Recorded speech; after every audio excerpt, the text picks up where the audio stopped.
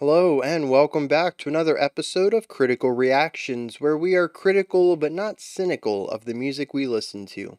I'm your host, Bryan, and we're going to continue on with this week's theme of album closer, looking at the last track of albums.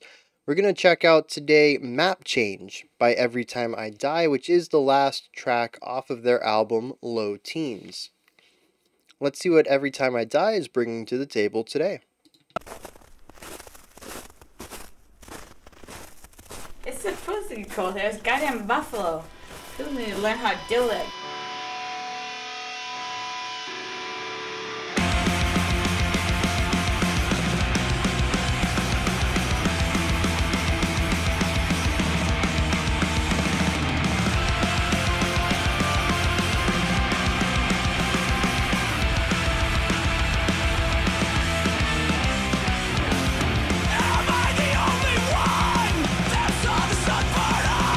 Super aggressive, diving right into this.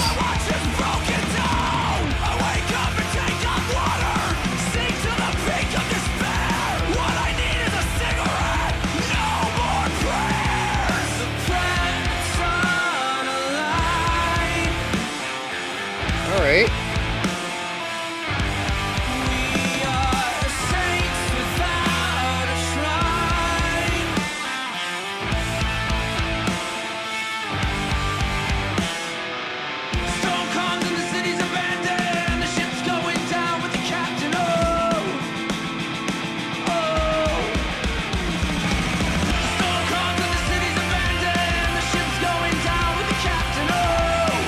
We've really gotten off of the original vibe there.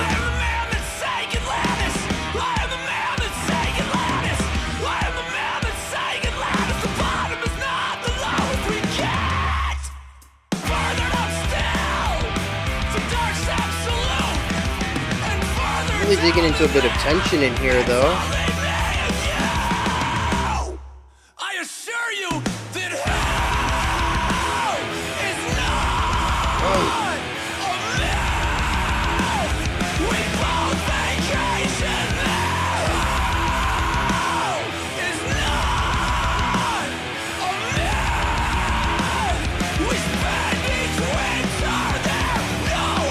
We have a lot of these modulations at the end of phrases.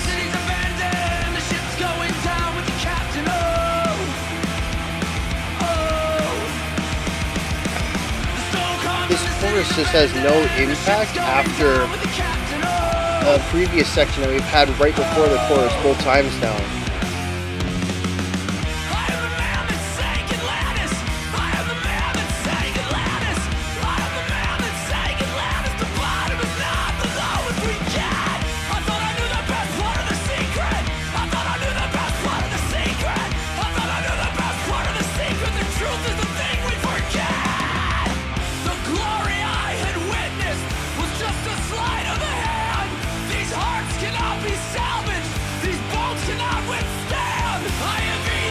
Tons of rising action.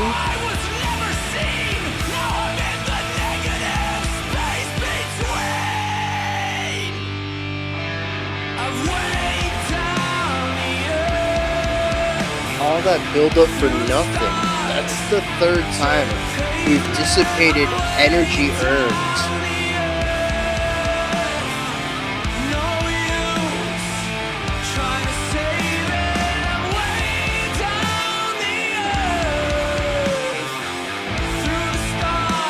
Love the use of space here.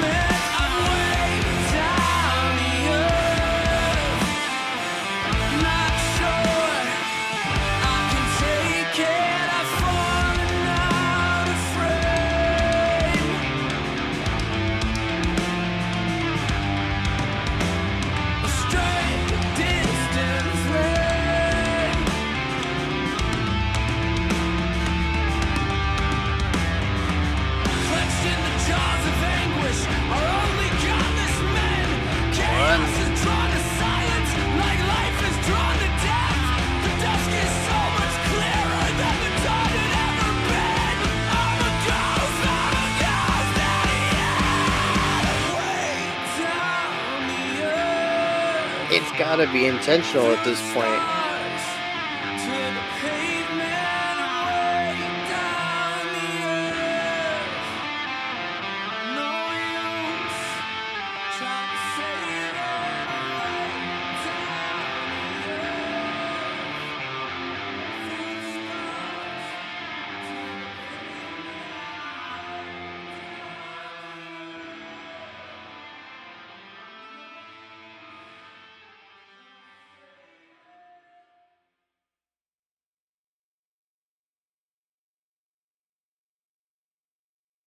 Hmm.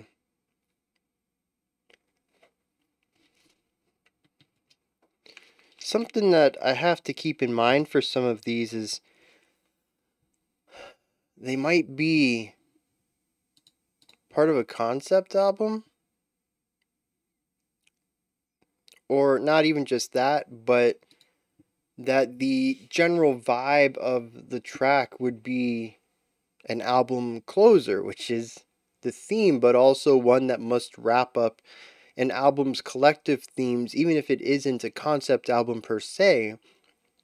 An album is a collection of artistic output from a group of people, usually about a very specific time in their lives. It captures a snapshot of who they were then. It's why some bands, most bands, album to album, have varying styles, varying musical voices, varying, I don't know, albums have identities, right? Even if nothing really changes, there's going to be slight alterations between two albums where you can tell, oh, that they were in a different place between these two albums. They changed up their sound to reflect who they were. So even though this might not be a concept album, or none of the albums that the songs come off of from this week, none of them might be concept albums, but this is still the song that they chose to wrap up their album.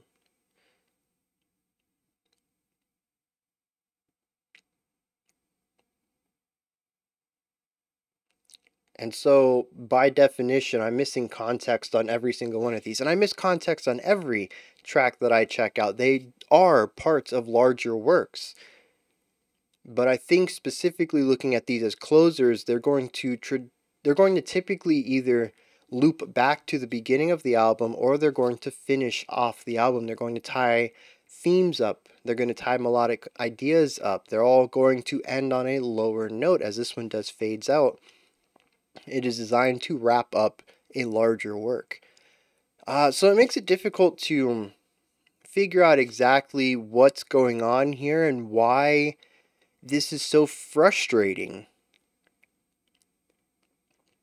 This is what stands out to me the most. We'll get to some of the core music stuff, guitar riffage and drumming and vocal work, but I want to look at structure first and emotional connection, because this is, to me, the part that stands out the most.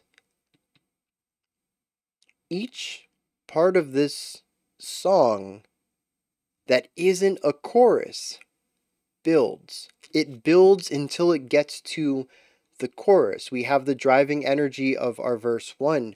We have a couple of ideas in between chorus 1 and chorus 2.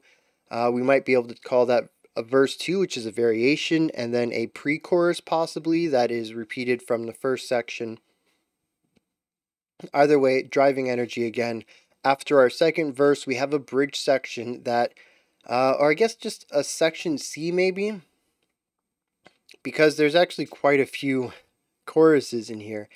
It could be a verse 3 for all I know. It takes a little bit of time, but eventually we also build up energy here and we return to the chorus. And then after this, we have another moment of building a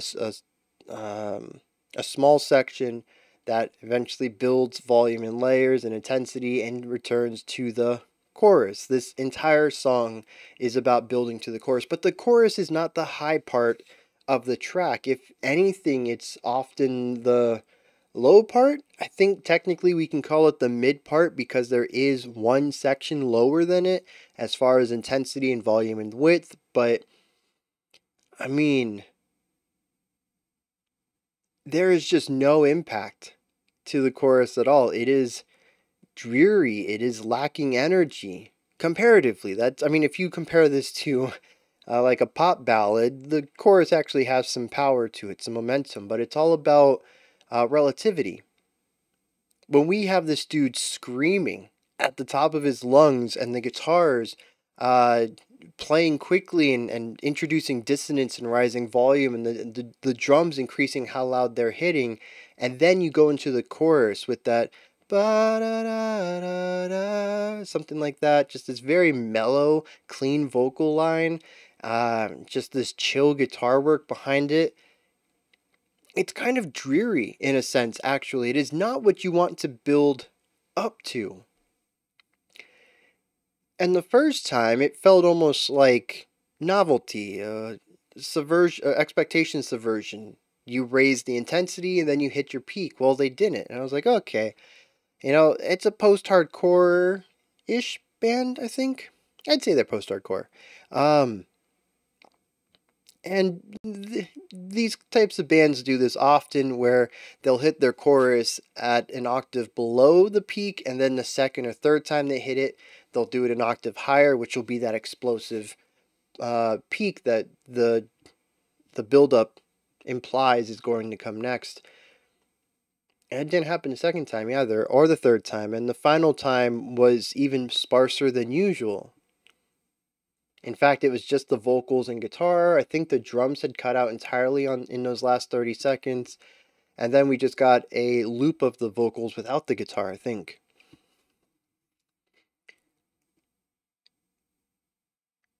And so, like, even that idea right there of the end of the song being the lowest point, that works as an album closer.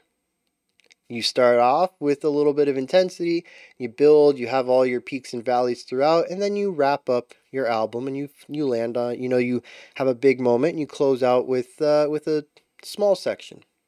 Nice way to bookend an album. But as a song, that's an odd way to end it, especially with the hook, what's supposed to be the most powerful, traditionally the most powerful, impactful, memorable section of the track, and you just undercut every aspect of that.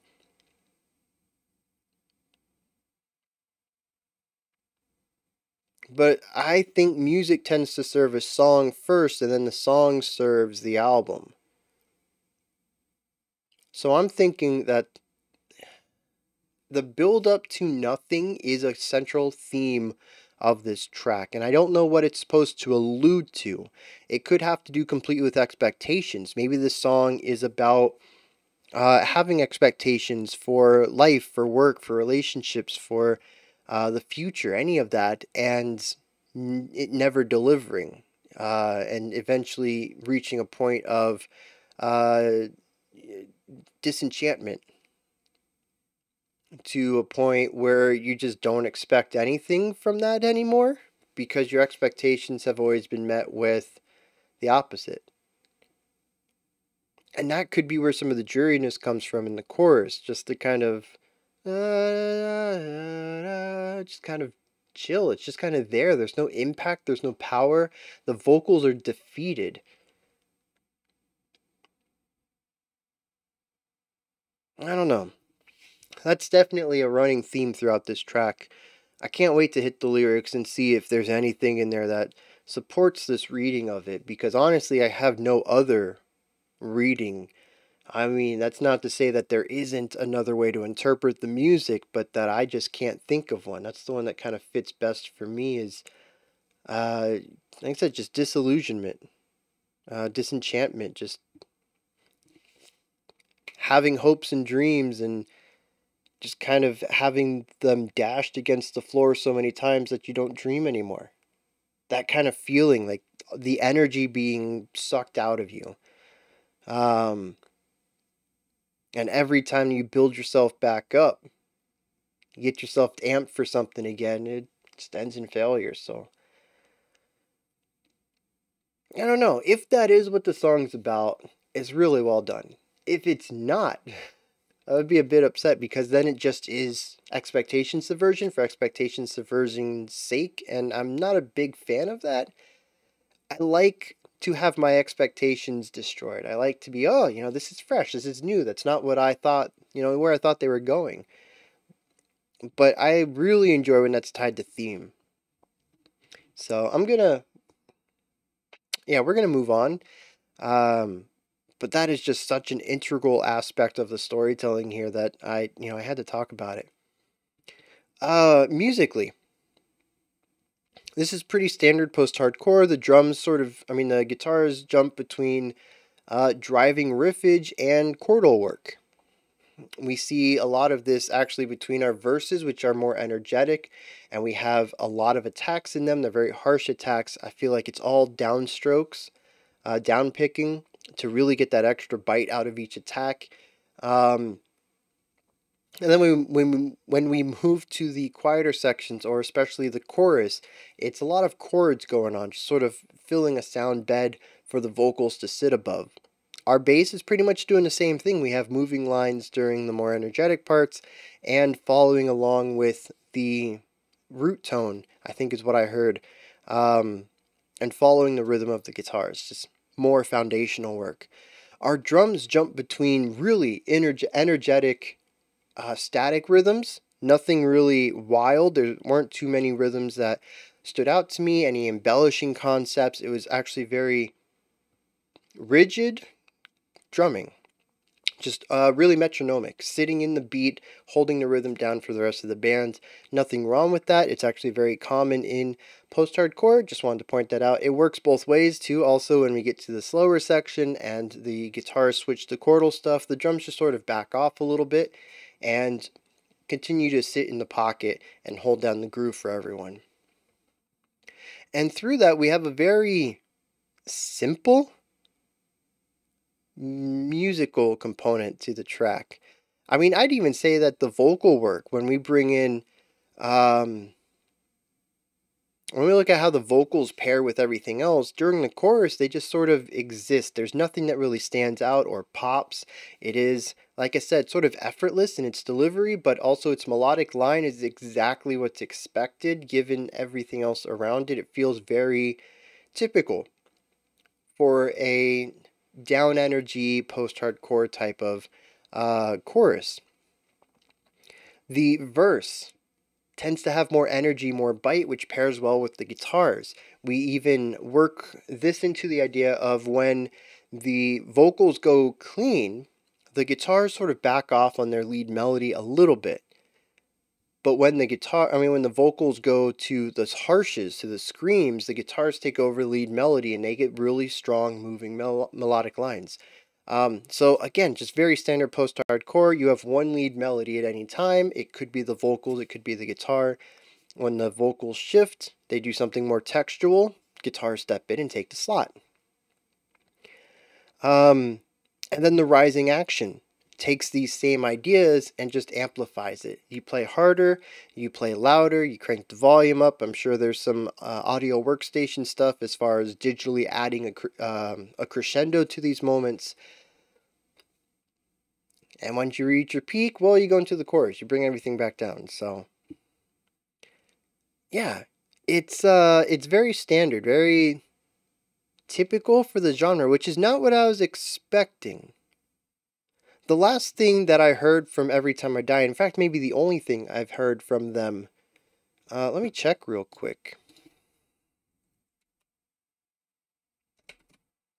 Yeah, I have not had them on a channel before. Maybe there has been a couple of times we looked at them in live streams. I don't know. But a couple weeks ago, anyways, we checked out Planet Ship by them.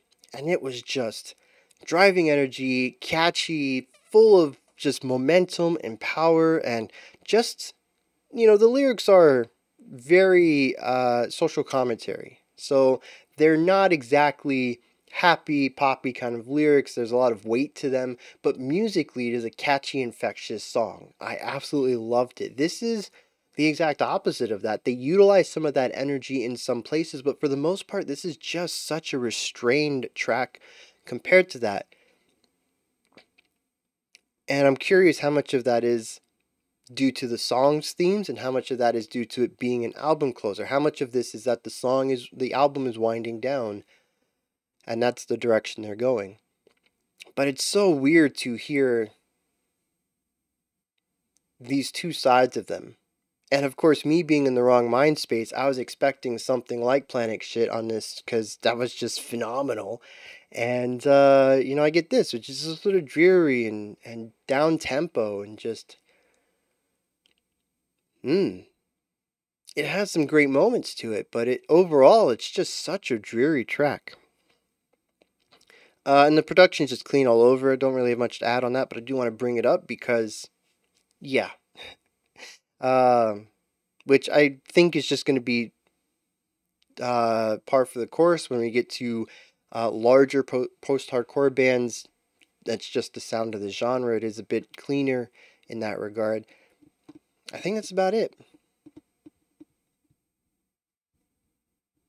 Yeah, let's hit some lyrics. This is what I'm looking forward to. I'm hoping that I didn't gloss over something because I'm so excited about getting into this. Because I'm so curious about this structural idea. It's antithetical to what my expectations would be consistently. Am I the only one that saw the sun burn out? The locusts keep their rhythm, my watch is broken down, I wake up and take on water, sink to the peak of despair. What I need is a... He said sink to the peak. Ah, that's gorgeous. I mean, I'm pretty sure my creative writing professor from years ago would absolutely hate it, call it a mixed metaphor. But I like that idea. I love opposites in writing to emphasize specific feelings. This metaphor is beautiful. You sink to the peak of despair. What I need is a cigarette, no more prayers. So yeah, this person, I don't quite understand everything that's going on here. He may be the only person who saw the sun burn out. Might be literal, might be metaphorical. We'll keep running with that. Wake up and take on water, sink in despair. What I need is a cigarette with no more prayers. So he's definitely somebody who is not feeling peak themselves. The planets unaligned, we are saints without a shrine. A storm comes and the city's abandoned, the ship is going down with the captain. A storm comes and the city's abandoned, the ship is going down with the captain. I am the man that sank Atlantis. I am the man that sank Atlantis. I am the man that sank Atlantis. The bottom is not the lowest we get. Further down still, the dark's absolute. Further down than that, it's only me and you.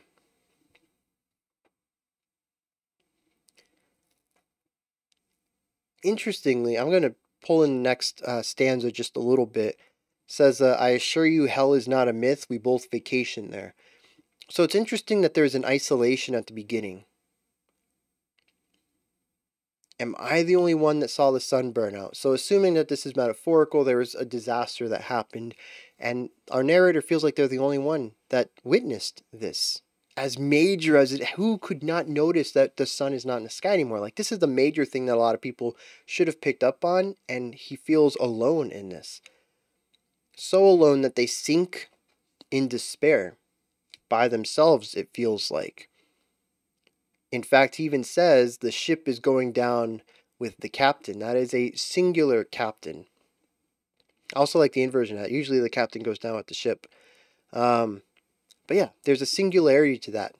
The ship goes down with the captain, unless the ship is also this other person who gets pulled up later, because it says that when you sink to the lowest of the ocean, you can still go further into the dark absolute, and past that, you'll find me and you. It says we both vacation in hell. I don't know if I'm leaning on to that more than I should, but I just think it's really interesting that there seems to be so much singularity and isolation in this, and yet there's a party going on. There's a me and a you. But yes, this person continues to sink, and they feel like they're taking things around them with them. Possibly this other person. So we already started with this stanza, but I assure you hell is not a myth. We both vacation here. Hell is not a myth. We spend each winter here. No one can prepare. We go back to the I am the man that sank Atlantis, but we have a shift here. It says the bottom is not the lowest we get. I thought I knew the best part of the secret. The truth is the thing we forget. The glory I had witnessed was just a sleight of hand. These hearts cannot be salvaged. These bones cannot withstand. I have either been forgotten or I was never seen. Now I'm in the negative space between. Yeah, it just feels damaged and broken in every sense. There's so much pain here and isolation. Once again, I don't know where the you and me came from a few stanzas back, but once again, this person feels isolated and alone. Still deep in despair, feeling so broken. They thought they had witnessed glory, but it was just an illusion. Their heart cannot be salvaged, the bones cannot withstand. Doesn't say what it can't withstand, but we're just going to assume that whatever this person is feeling, whatever pressures they have on them, their bones will break from. They fear they have been forgotten, or maybe were never even seen. I've weighed down the earth through the stars to the pavement. I've weighed down the earth, no use trying to save it. I've weighed down the earth through the stars and the pavement. I've weighed down the earth, not sure I can take it. So even right here, they're saying that they have been nothing but a drag on the planet. At least that's how they feel. I've fallen out of frame, a strangled, distant flame. So far, this whole thing is just metaphor after metaphor for feeling forgotten, lonely, and sad because of that, possibly. But yeah, it's just one idea after another. It's actually overbearing. There is no shift. It is just constantly finding new ways to tell yourself, or for the narrator to tell themselves, that they were a nobody. They had no impact. All they did was weigh people down, and they might not even be remembered at all. Clenched in the jaws of anguish are only godless men. Chaos is drawn to silence like life is drawn to death. The dusk is so much clearer than the dawn had ever been. I'm a ghost, and yet I've weighed down the earth.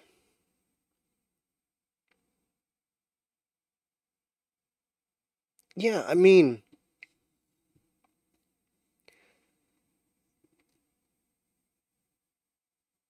I think the I've weighed down the earth part is the chorus. In which case, the dreariness of that section fits very well.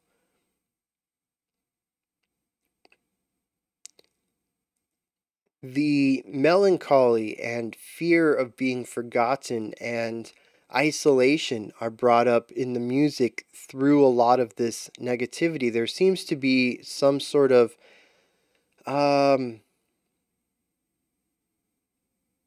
need or want for grandeur. Right out the gate, I am the only one that saw the sun burn out. Almost feels like a prophetic message where I'm the only person who can save the world because I know what's happening. We see this in movies all the time. There's one person, usually some teenager kid, who has the key to saving the world because they can see something that others can't, or they did something that others can't. It's the one key to being the prodigy, of being the hero of the story.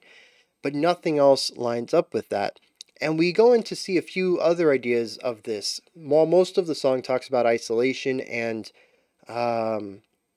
sorrow, we do have some of these lines like this: the planets are unaligned, we are saints without a shrine. There is a little bit of isolation in that, but there's also a separating of oneself from the pack. We are saints. We are the only ones who can see the sun burn. We have ideas constantly about this. I am the man that sank Atlantis. Atlantis is not real, it's a myth, but this person has these ideas of being so powerful as to have been the one to sink Atlantis. There's another one. Oh, the glory I had witnessed, kind of leading to a sort of importance in their life, was just sleight of hand. It was an illusion. So everything that made them feel better or good or just a reason for their isolation, possibly, a reason they were an outcast because they were the only one that could see this, or because they were this or this powerful for that. There was a reason they were isolated. None of it was true, of course. And I think that makes the impact of feeling like no one even worse. And all of this ties into the expectations that there is this feeling that there should be greatness.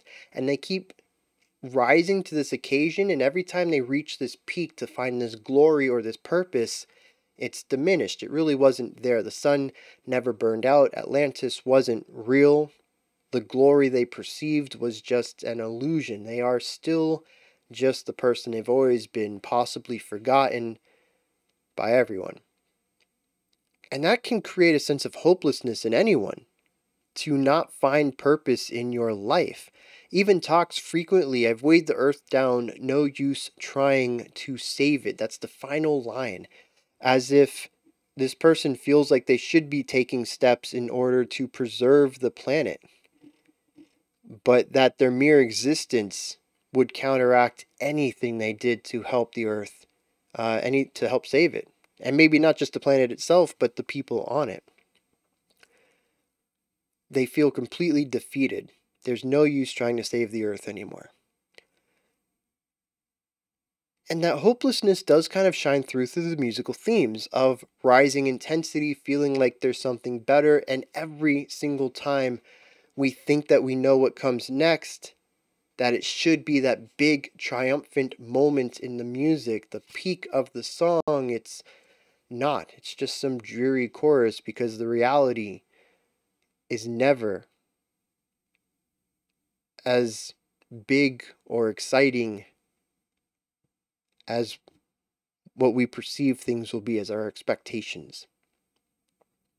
No matter what we do, as we try to save the earth, even taking that final line at face value as possibly the purpose this person was seeking to have, to make the planet a better place when they leave than when they came in, they feel like nothing they do will change that.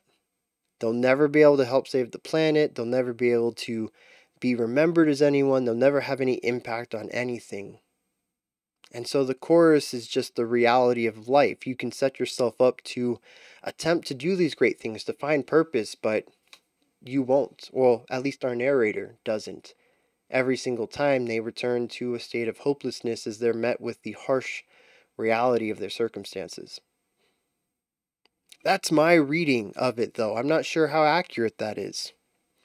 Again, everything in here structurally could be tied to the larger album as a whole. So I'm looking at this as an isolated part of a bigger picture. I'm going to be missing some context, but at least for me, that eases up some of the discontent I had with the song, because I think that discontent is supposed to be baked in. I think it's a core aspect of helping the listener get into the emotional state of the narrator. Those are my thoughts on Every Time I Die's map change. Strange title. Not sure how it ties in. This is where you guys come in. Hit me up in the comments. Let me know what you thought of this one, if you enjoyed it or not, anything that stood out to you, anything that you'd like to add on to what I said or correct me on. Let me know. Above the comment section is a description box, and in there is a link for Linktree. It takes you to this menu right here. It has links for everything related to the channel, including ways to support the channel or to what? Join the communities that surround the channel. There's also a lot more links in there if you want to check that out. Above that, if you could, like, subscribe, and ring the bell. I greatly appreciate all three.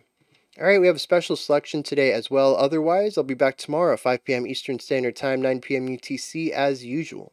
Until next time, remember to be critical, not cynical, of the music you listen to, and have a fantastic morning, afternoon, or evening whenever you choose to watch my videos.